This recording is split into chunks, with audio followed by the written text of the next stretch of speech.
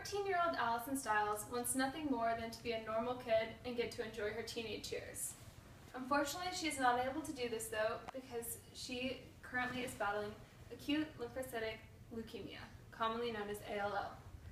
ALL is a type of blood and bone marrow cancer that Allison has been battling since she was a toddler. She was diagnosed and has beaten it twice, but is currently relapsed for a third time.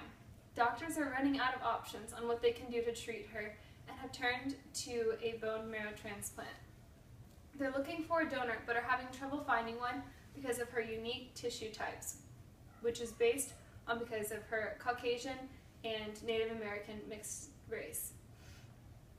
Allison's story is not unique though. Thousands of people like her are waiting on the transplant list for a donor to sign up who would be a positive match for them. There are not enough donors currently to match the need for those patients who are waiting for them, and that's where you and I have the opportunity to stand up as a population and help provide what they so desperately need.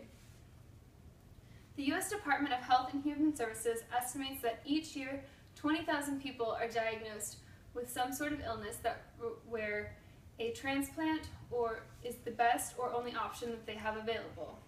Hopkins Medicine goes on to explain how these transplants are required because chemo and other illnesses tend to destroy the stem cells that are located inside of the bone marrow of a patient.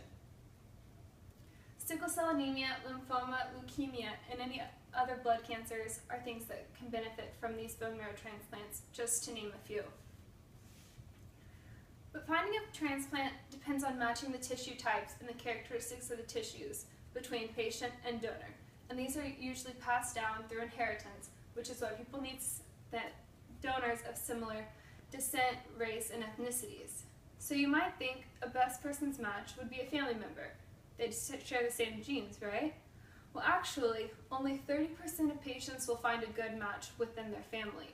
This leaves 14,000 people waiting on someone like you and me to provide what doctors call an unrelated allogenic transplant match.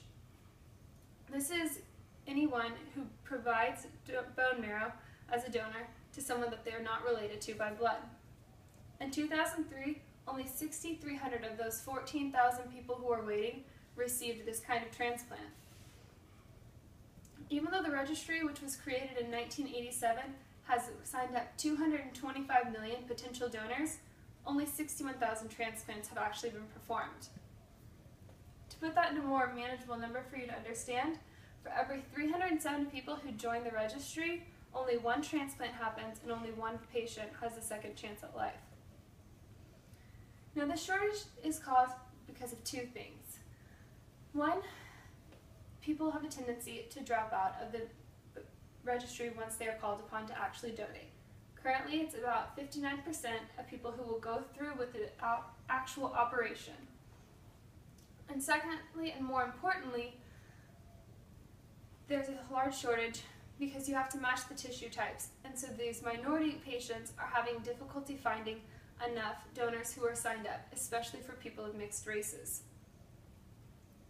So currently the greatest need in that registry base is for people who are of non-Caucasian descent. But that's not to say that they're the only people who, it's not to say that those are the only people who we need to sign up. DoSomething.org makes the powerful statement that leukemia kills more children every year than any other cancer. And cancer doesn't discriminate, so we need people of all different races and backgrounds to become possible donors. So you might think that the simple solution to find more donors is to have more bone marrow drives, have more people sign up. But there's no simple solution to something that has such complex problems and different roots of all across the world. In today's society, we receive emails from friends and coworkers, or we get on social media and see posts about these patients and hear their stories about how they're sick and need these transplants. And usually some sort of organization is sponsoring a bone marrow drive. Although these are great, it pushes the problem of the heroism factor. Because as compassionate humans, we want to go out and register and take the test because we see someone in need and we want to help them out. But by pushing this heroism factor without informing donors, there becomes a problem that people don't know what they're signing up for. They think, I'm going to help someone, but they don't know what all that entails. Nalini, Ambaday's donor, did exactly that. He dropped out once he was called upon to be a donor. And unfortunately, she passed away in March 2013 before she could find a new donor. Nalini's donor was scared when he was chosen. He was scared about what the procedure was and would do to him. He was scared about his family's support that he didn't have. And he was scared that even after everything he would go through, maybe this transplant wouldn't even work. This is partially to blame on the registry's faults for pushing this heroism factor, as I've discussed. But it's also the medical society's problem to deal with too. REVA, which is a publication for Harvard College Undergraduate Research Association, explains how since transplants have been occurring for the past decades, there has been no translation of the medical jargon used to explain these processes to the common people like you and I who don't know these medical terms. For anyone who doesn't have a medical background, it kind of all seems a bit like magic. You sign up for register and maybe you're going to save someone's life, but we don't really understand why. There's also the problem of other races and ethnicities tend to have cultural barriers that we face when trying to get them to sign up. Southern California Public Radio reminds us that there are still many cultures out there that follow in the matriarch and patriarch society, which is where a person has to receive the approval from their mother or father respectively before they can do anything. And without that approval, they can't. This is similar to what Nalini's donor faced. His parents didn't approve, which was a main factor of why he pulled out. Also, with cultures and religions that they possess, many people believe that a person's body should not be tampered with in the way that transplants work. And finally, it's important to remember that people who are not from this westernized world that we're so used to don't even understand really a blood donation. That's not normal to them. So how are we expecting them to be familiar with donating stem cells from bone marrow? If we can't understand their culture, there's no way that we can expect them to understand what we believe. All of these values and the different cultures that from around the world and that people possess in the diverse United States should be taken into consideration. But we still need to fight to figure out a way for these minority patients to have this chance of a donation. So the shortage of willing and committed donors who are a positive match is a problem on the global scale. The beliefs and values held by different groups around the world are not things that can be changed or even should be changed.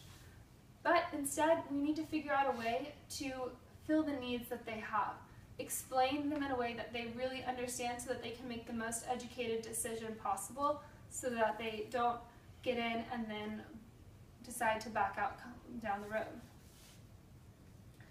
So if we can fully inform them, hopefully they will remain committed. We need to have a goal to focus on the needs of the donors and not so much let's just share only the stories of these patients, which are important, but there's two sides to both of this.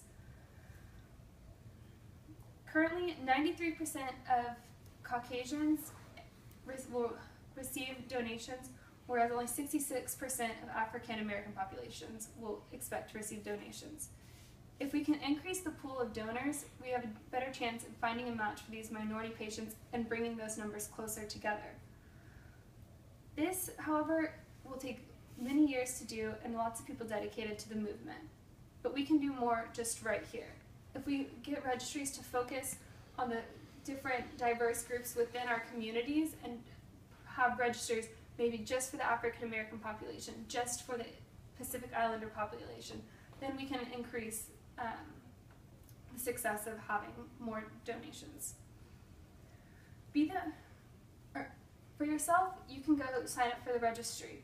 You can go and take the test, answer the questions, and become a possible match. But before you do that, you need to look into everything. And you can even log on to Be the Match, which is a national bone marrow donation registry, and they'll tell you everything from before registration to recovery, which they say only takes 20 days before you're back to your full self.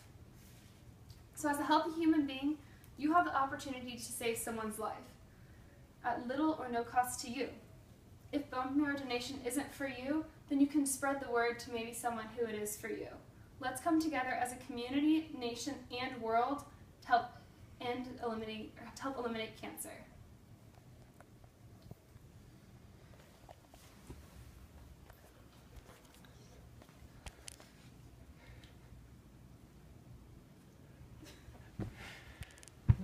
done? Turn it off.